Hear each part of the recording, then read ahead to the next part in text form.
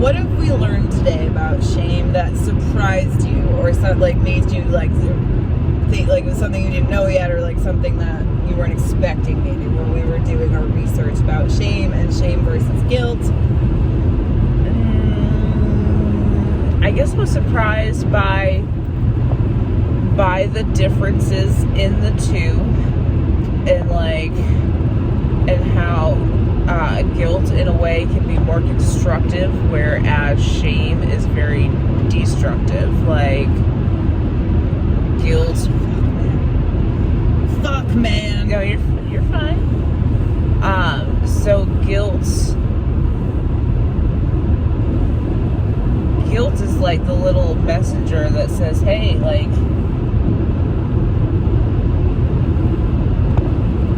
okay, right, because guilt is when the feeling of guilt happens when you've done something that you know doesn't align with your morals. Exactly. Shame is when you think that someone else thinks what you've done doesn't align with their, or like, right? Yeah, it's like when you feel, basically judged almost. Like there's a lot of judgment that comes with shame, and the immediate response of shame is usually hiding, and like, so shame comes from, like, shame builds up from hiding so much, and from not talking about it, and from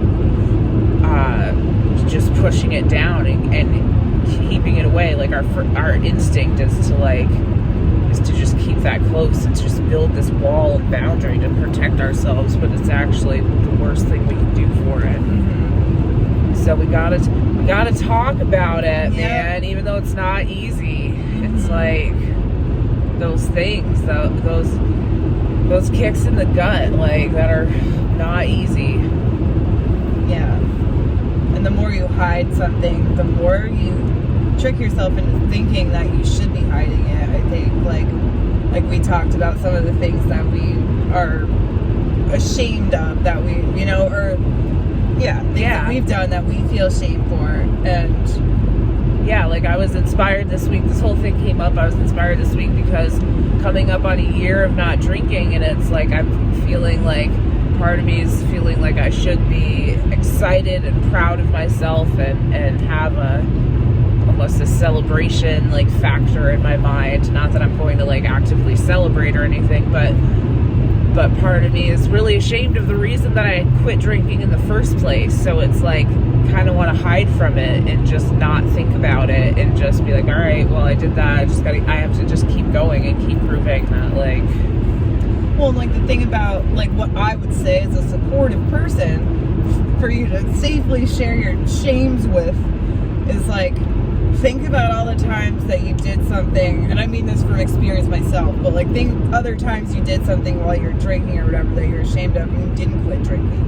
Yeah. Like, it's like, it's just because that was one I just drank more thing, about it. Right. Like, you should be proud, because also think about, a fucking year. Yeah. Like, that's not something that just anybody can or will even consider. Like, and we thought we wouldn't be able to do that too. Like, that's not something we thought of as like a solution or an option. It was just like, how do we do this better? Like, exactly. And you were a huge inspiration, by the way. Already past your year.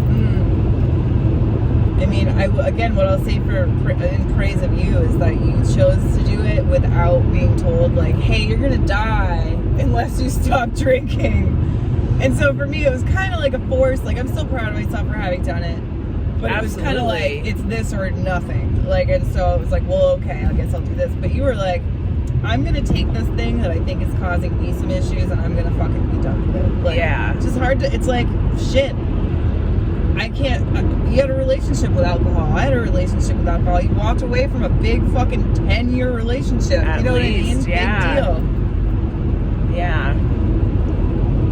But sometimes, we need to be told that we shouldn't. We have to be encouraged not to be ashamed of things sometimes. Yeah, exactly. And it's like, the way to get rid of shame, like we were talking about today, the only way to get rid of shame is to shed light on those things that aren't talked about, those things that we keep in those dark corners and that we don't feel comfortable talking about, and because of society and because of whatever it is, because it's not okay to talk about.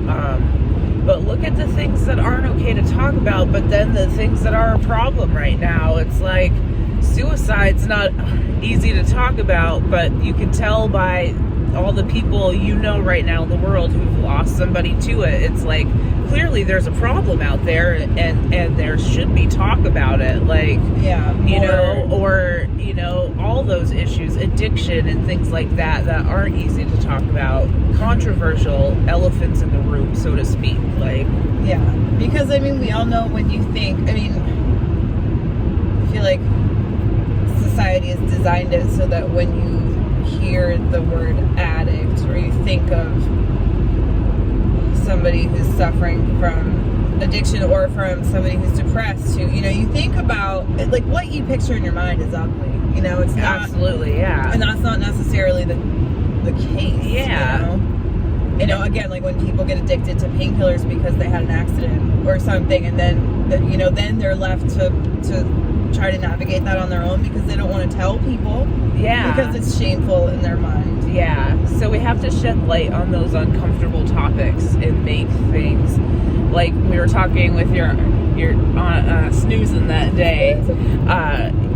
The cure for it is compassion. Like, it has to be met with empathy and compassion, because it's the only way to help get rid of shame. And shame is the thing that leads to those things like anxiety and depression and just not unwellness. Like I was reading about the physical side effects of guilt and shame, and it's like, that will mess with your body, like digestive issues and all sorts of stuff. Like, yeah. And like the thing about feeling shame is that it makes you feel as a whole like unacceptable, like not just something you've done, which inadequate. Is what guilt would be. Yeah. Less than.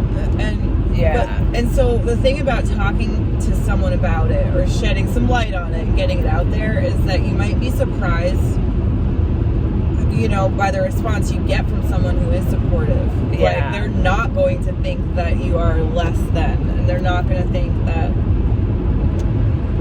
you don't deserve. Yeah. Like, just hearing one person say it might make you feel better than you think. Absolutely. And also just the getting that weight lifted of hiding something.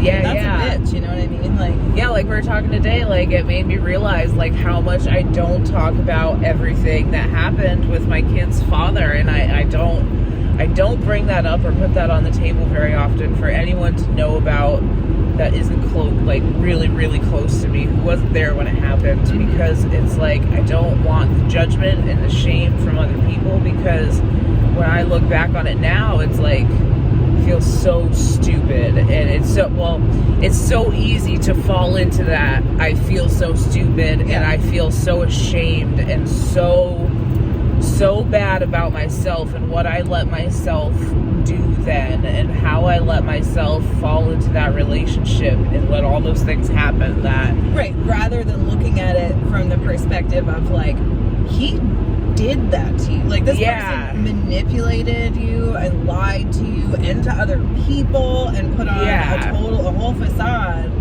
to appear as though he was the one doing the right things or whatever. But like, and like it was strategic. He knew exactly what he was doing to get to you. Yeah. So he did something wrong, not you, but like that's how we have come to like fucking perceive things. Like, oh, we fucked up.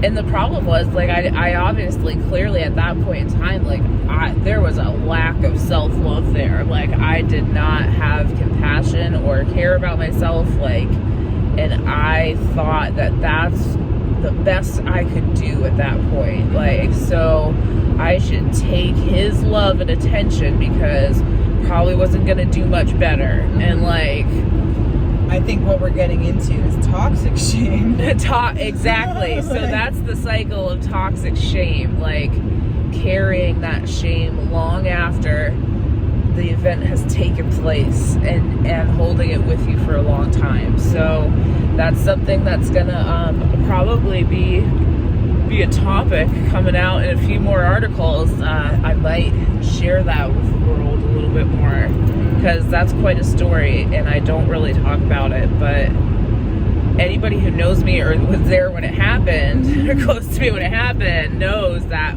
woo! Yeah. That was a roller coaster. It really was, and I think that this, like, our journey of learning how to become centered and how to, you know, kind of like really become ourselves without alcohol, without, you know, just like being, you know, starting over in our 30s. That's kind of where we're at, and I think that's a big part of it, is like, and also just being the example, like, here, we're going to test these methods that we've been researching about how to feel better about ourselves and how to, you know, get through every day and make sure that we're making the best of it. And if that's something that, you know, if facing coming out, facing things that we at one point were shamed about that are still carrying over into our daily lives now, like, we're going to do that. We're going to, you know, I have stories too that I should, you know, that I would think getting out there might make me feel better, or even be able to see things from a different perspective is what is helpful, I think.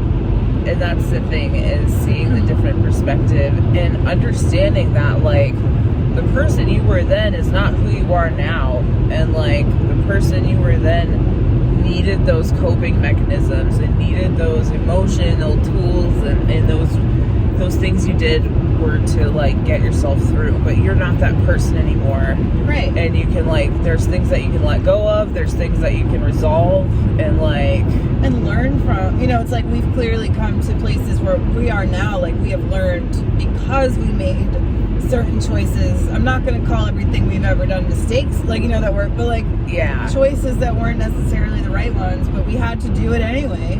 Absolutely. Like, we had to learn that lesson. Yeah.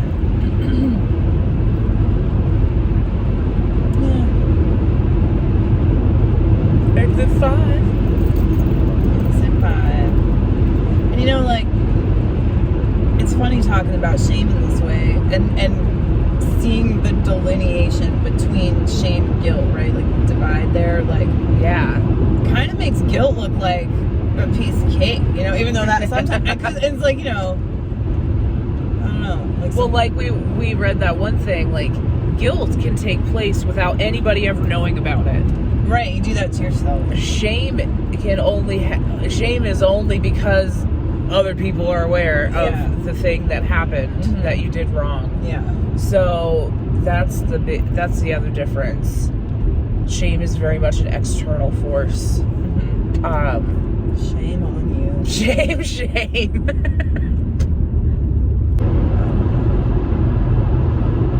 Well, because we've been reading about shame all day. Oh my god! I'm not even really speeding, I'm fucking it. Somebody was. Oh, I never went back and looked. Did we look at the footage of us hitting the bird? Oh, yeah. It's in the video that I posted. Oh, it is? Yeah, it's actually, if you watch the video, it's really funny. I don't think I didn't The see video is great, yeah, because I even, like, put the emoji. I even put, like watch till the end, like, and, like, here it comes, like, and, like, when we hit it, we're like, there's like a bird emoji that comes up, like, and then there's like a squirrel emoji that comes up. Oh my god! That was an eventful fucking ride. Yeah. So if you haven't seen that one, you should go back, check out that video. I don't even remember what we were talking about that day, but the ride was eventful as all hell. Today we're on our way to Walpole. Yep. Take care of Mama Rita. Mama Rita. Of course, yeah. I mean, been in Walpole a lot this week. That's what you do when you got a teammate out. Like, yeah, that's right. And fucking now, and niece now. I don't really know. Keith's mother fell and hurt her hip. Not good. Not not good. She's already on fucking Boniva or something. It's Some weird for to watch. osteoporosis. It's weird to watch the people you love get older. Oh, It yeah. really is. My mom too. Like, Yeah, dude, it's fucking, and it's like, what? and we don't have dads anymore, No, so it's like, that was rough. yep. So yeah, when you're,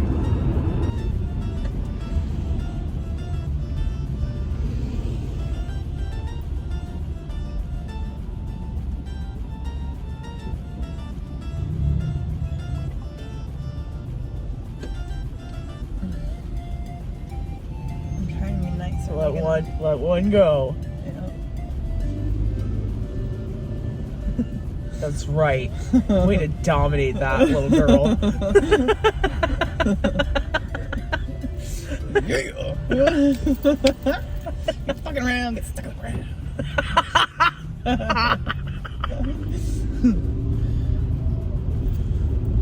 I had been recording for that moment. I mean, what the hell? Oh, that's fucking great. Oh no, I'm a secondhand smoker for life. That's why she likes blunts. That's what happened to freaking Nick.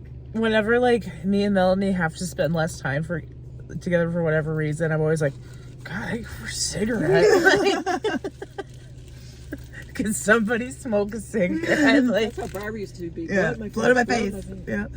Now that my new clean hair smells like cigarettes. See you later. Bye, Ma.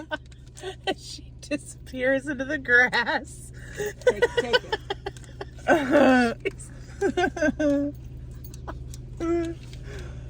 The Lady of Walpole.